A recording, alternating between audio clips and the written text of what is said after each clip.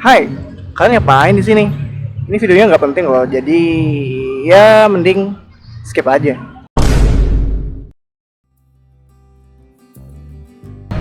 Lah, masih di sini. Ya dibilangin.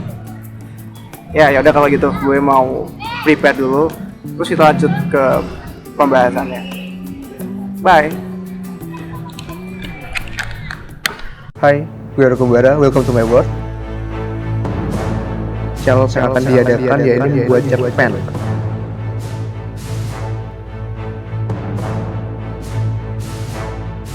Karyanya masih fresh dan belum pernah dipublish.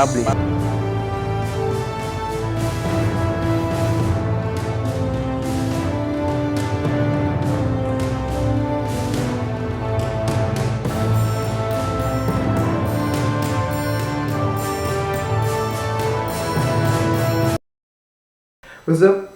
Gue Roko Bara and welcome to my world. Ya, gue tahu ini adalah momen yang kalian tunggu-tunggu, terutama buat kalian yang sudah mengikuti challenge 3 lomba menulis cerpen dengan tema potret masyarakat hari ini. Yang pertama tentunya gue mengucapkan banyak-banyak terima kasih kepada kalian karena telah antusias dalam berpartisipasi dan meramaikan acara ini. 24 karya terkumpul dan rata-rata bagus sehingga gue dan tim sulit untuk menentukan siapa pemenangnya. Namun dari 24 karya itu, di hari ini cerita terbaik dari yang terbaik harus segera diumumkan. Di awal gue udah bilang kalau gue cuma mencari 3 pemenang atau 3 juara. Namun hari ini gue berubah pikiran karena menurut gue selain ada juara utama, masih ada beberapa cerita yang menurut gue dan tim masih layak untuk dipertimbangkan. Singkat saja, dalam kesempatan kali ini gue akan mengumumkan 6 pemenang, yakni 3 juara utama dan 3 juara harapan dengan ketentuan berlaku. Ketentuan berlaku, pasti ketentuannya memberatkan. Nah, itulah kenapa gue selalu bilang buat nonton video gue sampai akhir biar gak salah paham. Langsung saja, dari 24 karya langsung kita eliminasi menjadi top 6 atau top 6 karya terbaik.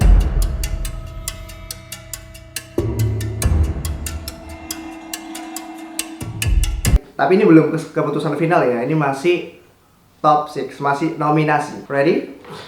Oke, ini adalah nama-nama yang masuk top 6. Pertama, Salwa Abida dengan judul Retakan Yang Tak Terlihat. Kedua, Zikri dengan judul Hukum Jalanan. Ketiga, Nita dengan judul Layar Mencuri Waktu.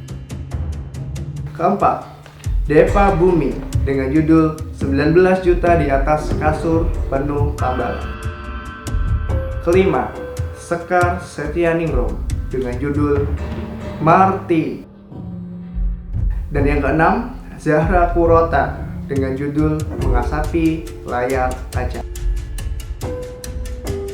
Ya, selamat. Kalian sudah masuk ke top 6. Oh, hai. Kalian ngapain di sini?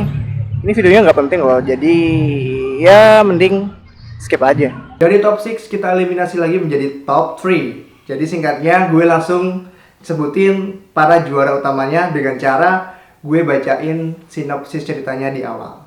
Oke? Ready ya? Cerita pertama mengangkat isu atau konflik sosial yang sering kali kita jumpai, yakni korupsi dan manipulasi data bansos.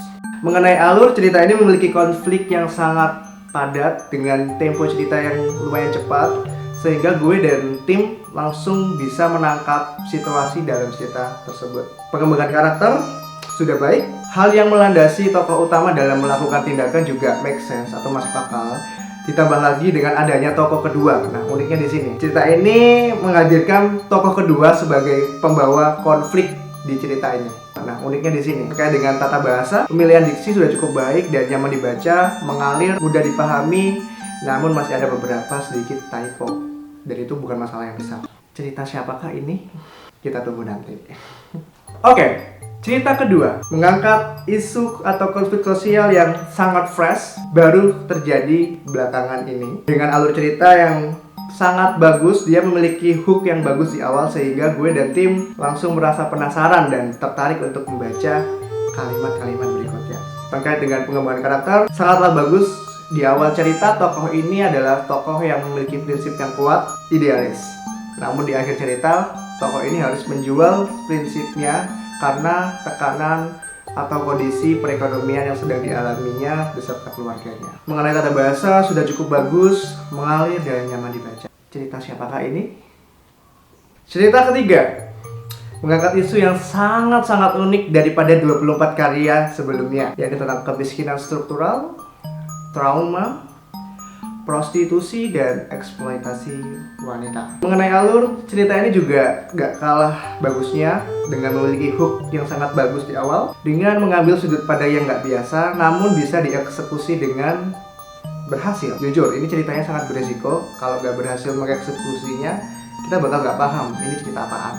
Gue suka cara penulis untuk mengungkap masa lalu tokoh utamanya secara perlahan-lahan. Terkait dengan pengembangan karakter, yang pertama yang gue bilang tadi sangat-sangat beresiko, tapi dia berhasil. Dengan sudut pandang kita adalah sebuah cermin milik si tokoh utama, dimana kita dapat mengetahui apa aja yang terjadi dan dialami oleh tokoh utama hingga akhir hayatnya di kamar itu. Terkait dengan tata bahasa sudah cukup baik dan sangat indah. Gue bukan komentator cerpen ya, tapi ini nyastra banget bagi gue. Dan jujur pesan yang disampaikan sangat mendalam. Dari sekian banyak novel yang gue baca di 24 karya ini yang paling deep menurut gue, jujur.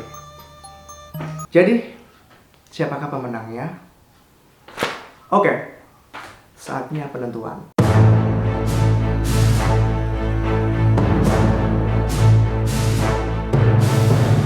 Pemenang Challenge Bet 3 Lomba Menulis Cerpen jatuh kepada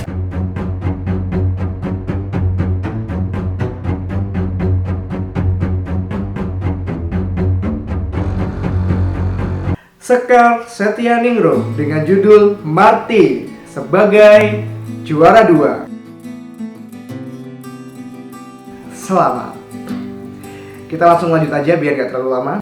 Pemenang Challenge Batch 3 Lomba Menulis Cerpen berikutnya jatuh pada